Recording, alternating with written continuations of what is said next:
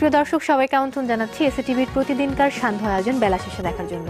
আপনাদের সঙ্গে আছি আমি মৌসুমী মো এবং আমাদের সঙ্গে আছেন প্রতিদিনকার মতো নতুন একজন অতিথি।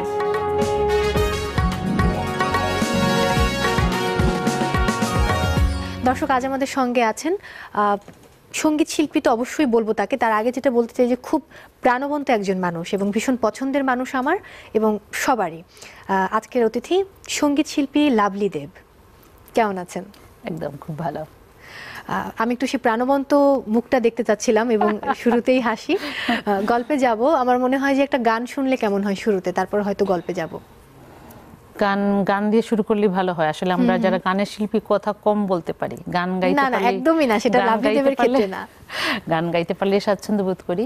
তো আমার একটা মৌলিক গান, নতুন গান, যেটা এই 19 সালের শুরুতে যেটা হয়েছে, রিলিজ হয়েছে, আমি চাই আমার নতুন গানটা দিয়ে শুরু করি। হ্যাঁ, শুধু মুখটা শুনতে পারি, তারপর আমরা আবার কথায় চলে যাব। গানটির কথা, সুর, সঙ্গীত আয়োজন সবকিছুই করেছে রাজন সাহা। আচ্ছা, শুনবো গানটি। ওরে পাখি আমার মন বোঝে না, শুধু উড়াল মারে। পাখি আমার মন বোঝে না, শুধু উড়াল মারে। পাখি তোর লাগিয়া পরাণ আমার ছটফটাইয়া মরে।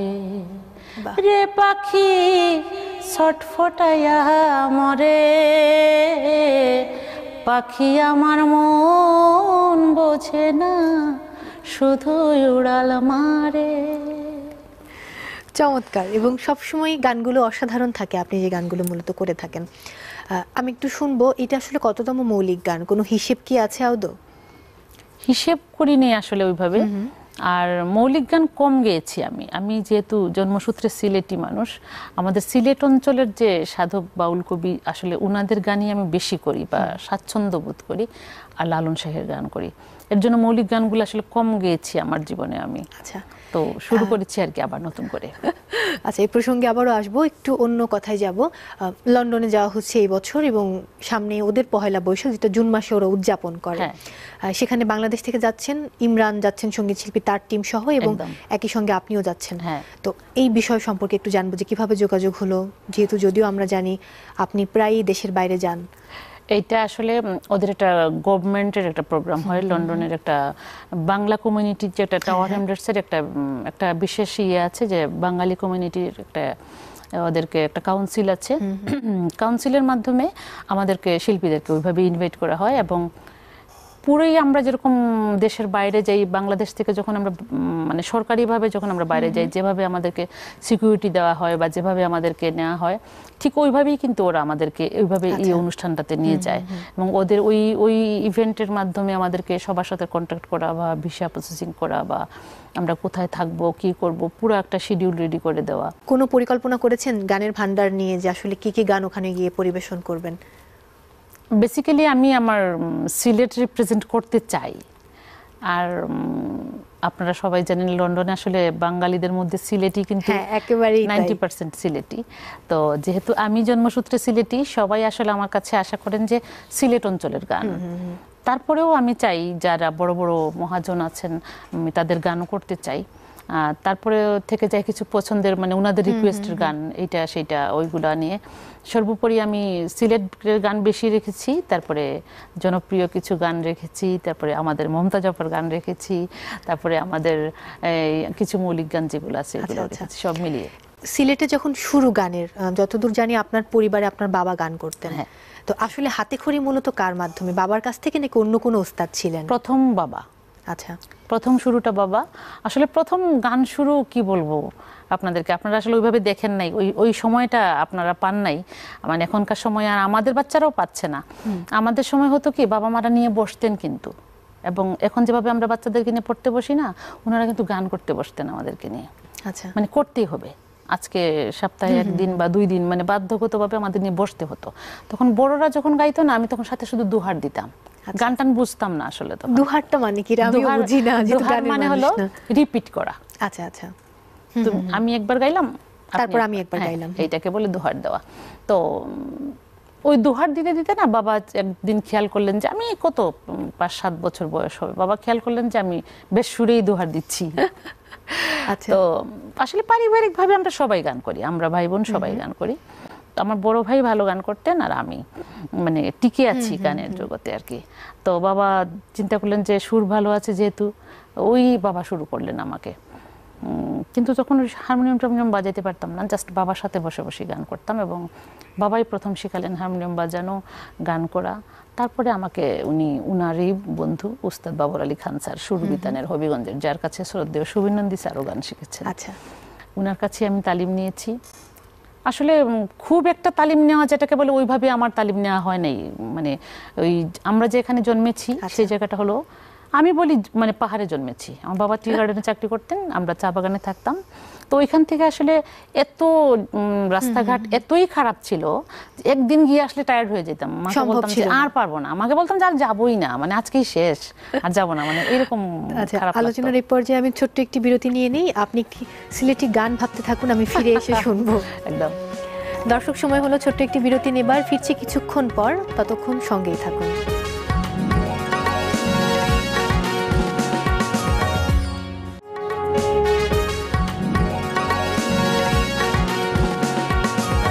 দর্শক, ফিরে এলাম বিরতির পর। আবারও স্বাগত জানাচ্ছি এসসিটিভির প্রতিদিনকার সান্ধ্য আয়োজন বেলা শেষে দেখার জন্য।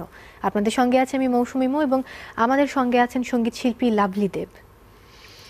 বিরতিতে যাওয়ার আগে যে কথা বলেছিলাম, গান শুনবো, সিলেটি গান।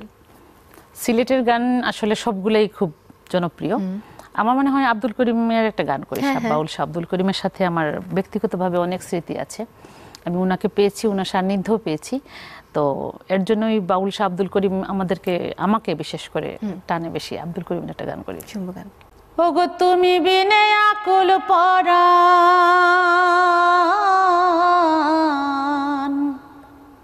তুমি বিনে আকুল পরাণ, থাকতে চায় না ঘরে রে সোনা বন্ধু, ভুইল না আমারে রে। আমি এই মিনতি করি রে, আমি এই মিনতি করি রে সোনা বন্ধু, ভুইল না আমারে রে। সায়রে ভা সাইয়া কুলমান,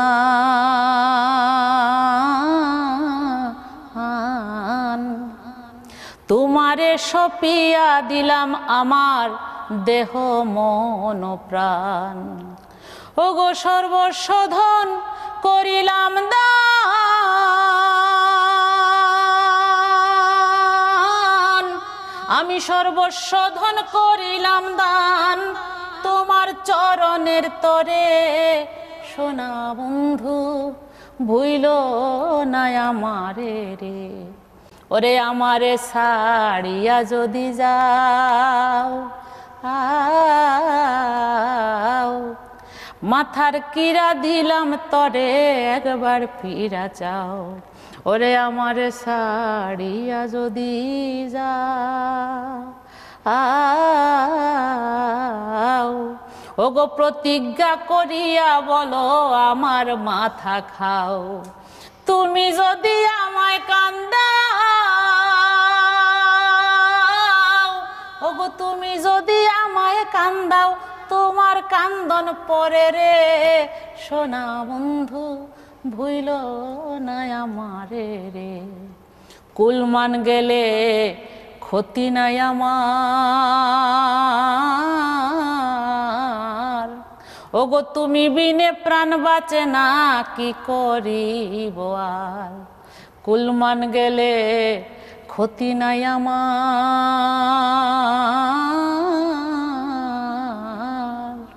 ওগো তুমি বিনে প্রাণ বাঁচে না, কি করিব আর।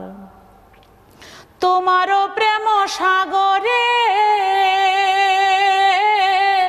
প্রেম সাগরে তোমার করিম যেন ডুবে মরে সোনা বন্ধু, ভুইল না আমারে রে। আমি এই মিনতি করি রে সোনা বন্ধু, ভুইল না আমারে রে। এত চমৎকার লাগছিল যে আমি থামাচ্ছিলাম না মাঝখানে, যে কোথায় থামাবো, একদম পুরো গানটি আমরা বোধহয় শুনে ফেললাম। তারপর একটা বিষয় হয় কি, প্রশংসা আসলে করাটাও এক ধরনের যোগ্যতা, সবাই সবার প্রশংসা করতে পারে না। আমি একটু বলতেই চাইবো যে কিছু গান থাকে যে অনেকের কণ্ঠে শুনলে আমরা শুনে অভ্যস্ত, হঠাৎ করে কারো কণ্ঠে শুনলে না ওটা কেন যেন একটু বেশি ভালো লাগে, এবং এটা আমি বোধহয় আগেও আপনাকে একবার বলেছি। যাই হোক, আমরা আবার একটু গল্পে যাব। শাহ আব্দুল করিমের সঙ্গে কোনো স্মৃতি যেটা আছে, যে আমরা ছোট্ট করে যদি একটু শুনতে চাই, আপনার কোনো বিশেষ স্মৃতি জীবনের? অনেক স্মৃতি শাহ আব্দুল করিমের সাথে আমার। একটা বিশেষ স্মৃতি বলি, ফানি মুড যেটা, এটা আরেকদিন আমি আরেকবার দেশ টিভিতে বলেছিলাম যে আমার প্রথম বিয়ের পর যখন আমার হাজবেন্ডকে নিয়ে ওনার সাথে একটা প্রোগ্রামে দেখা হয়েছে, তো ওনার আরেকজন শিষ্য ছিল রুহি ঠাকুরদা। রুহি ঠাকুরদা বললেন যে লাভলির হাজবেন্ড। তো আমি বললাম, সিলেটি ভাষায় বললাম, করিম ভাই ভালো লাগছে নেই, কইলাম পরে কইম, মানে পরে বলবো। হ্যাঁ, প্রোগ্রাম শেষ, উনি কিছু বলতেছেন না আর। শেষ খাওয়া দাওয়া শেষ, প্রোগ্রাম শেষ, খাওয়া দাওয়া শেষ, চলে আসতেছি আমি, জাস্ট মানে ব্যাক করবো, বললাম করিম ভাই আসি। উনি তখন বললেন, শুনো শুনো, মানে শূন্য যাও, বাজার বালা করছো। এর মানে হলো যে মানে আমার হাজবেন্ডকে ওনার খুব পছন্দ হয়েছে, মানে উনি খুব রসিক মানুষ ছিলেন আসলে, সবকিছু উনি একটু ফানি মুডে বলতেন, সবকিছু মানে ইজিলি, মানে সহজ জীবন যাপন যেটাকে বলে আর কি। অনেক ধন্যবাদ। আমরা একটু আবার অ্যালবাম প্রসঙ্গে যাব। টোটাল কয়টি অ্যালবাম বেরিয়েছে এই পর্যন্ত? আসলে অনেক বয়স হয়ে গেছে, কিন্তু গানের আমার অনেক বছর ধরে গাইছি, অনেকগুলো অ্যালবাম হয়েছে। এমনিতে তোমার অডিও অ্যালবাম থেকে শুরু করি যদি, তাহলে 12-14টা হবে। আচ্ছা। আর এখন যেটা করছি, কয়টি অ্যালবাম একদম নিজস্ব? তো নিজস্ব অ্যালবাম 2টা আছে, আর এখন রিসেন্ট একটা করলাম, একদমই রিসেন্ট একটা করলাম 3টা। সেখানে মোট গান কয়টি ছিল? 8টি। আচ্ছা, সবগুলোই কিরকম ফোক ধারণার গান? ফোক। কিন্তু একদম শুরুতে কিন্তু আপনি ফোক গাইতেন না, ঠিক নজরুল সঙ্গীত দিয়ে আপনার শুরু। তাহলে এখন কি নজরুল একেবারেই গাওয়া হয় না? না, গাই, নজরুল গাই, কিন্তু আসলে হয় কি, আমরা কিন্তু একটা সময় ছিল যখন ফোককে আমরা খুব একটা সামনে আসতে দিত না বা হতো না, কিন্তু এখন সময় বদলেছে, এখন ফোক বেস সবকিছু হচ্ছে। এই যে আমরা দেশের বাইরে যাচ্ছি বা কোথাও যাচ্ছি, আমরা কিন্তু ফোক নিয়েই যাচ্ছি, যার জন্য হয় কি নজরুলটা আমি মানে পাবলিক প্লেসে আর গাওয়া হয় না। ফোকে আসলে কিভাবে আপনি টার্ন করলেন? এইটা একটা ভালো বিষয়।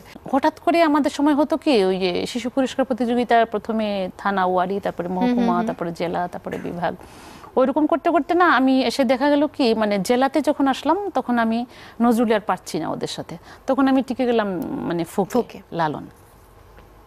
ওই লালন নিয়ে শেষ পর্যন্ত একদম জাতীয় পর্যায়ে পুরস্কার যখন পেলাম, তখন মনে হলো যে এত রস ফোকের মধ্যে, মানে তাহলে আমি কেন ফোক গাইছি না, এই গল্প আবারও শুনবো।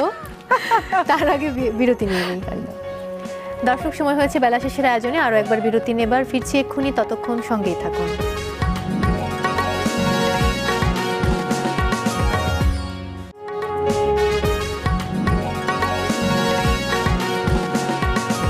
দর্শক, ফিরে এলাম বিরতির পর। আবারও স্বাগত এসএটিভির প্রতিদিনকার সান্ধ্য আয়োজন বেলা শেষে দেখার জন্য। আপনাদের সঙ্গে আছি আমি মৌসুমী মৌ, এবং আমাদের সঙ্গে আছেন সঙ্গীত শিল্পী লাভলি দেব। গল্প থামিয়ে দিয়েছিলাম, বলেছিলাম যে এই গল্প এসে শুনবো, সেই গল্পই শুনবো যে শিশু পুরস্কার প্রতিযোগিতায় প্রথম হলেন ফোক গানে, এবং তারপরে ফোকের দিকে যাত্রা শুরু।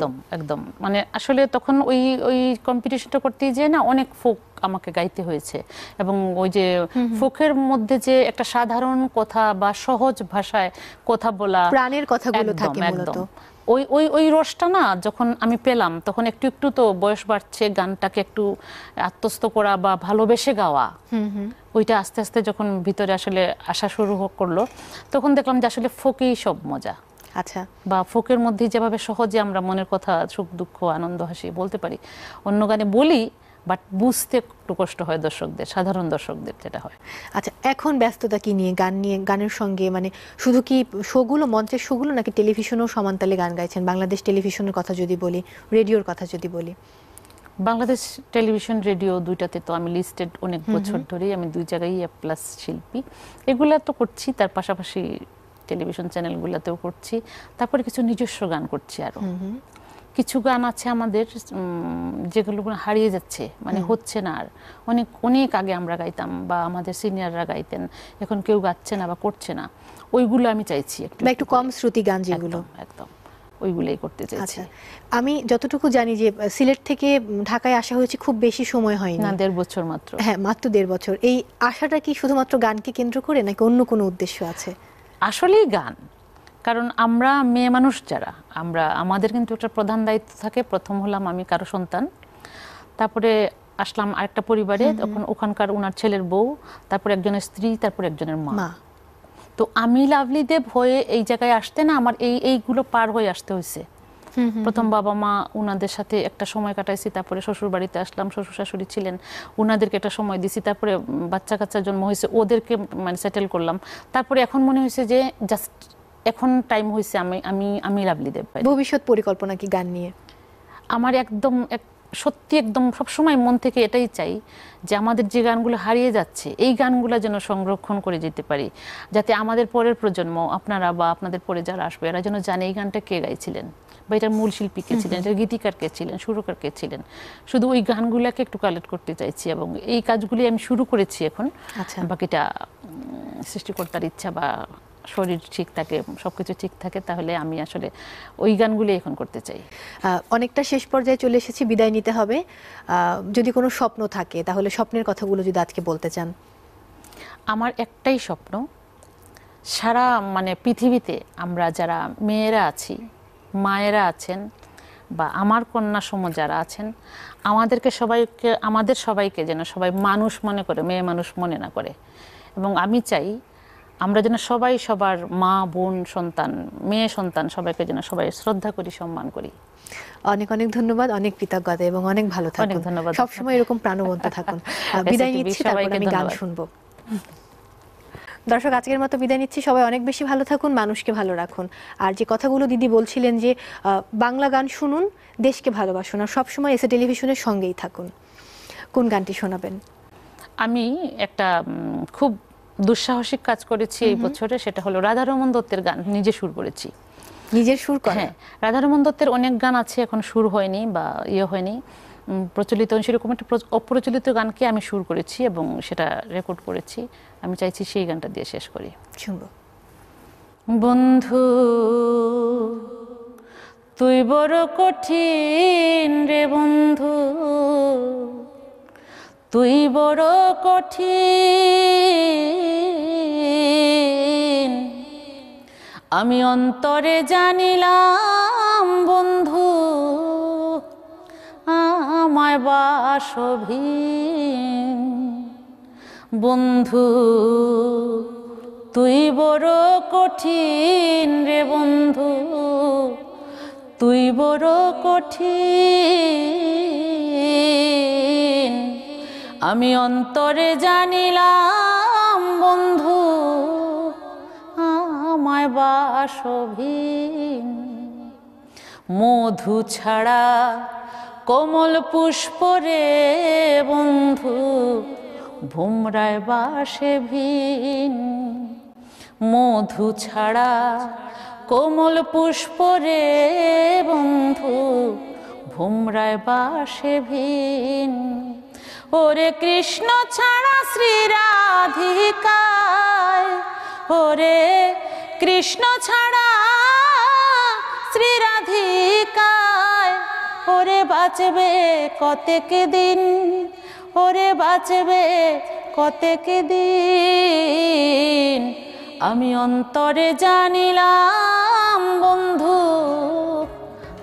আমায় বাসভিন।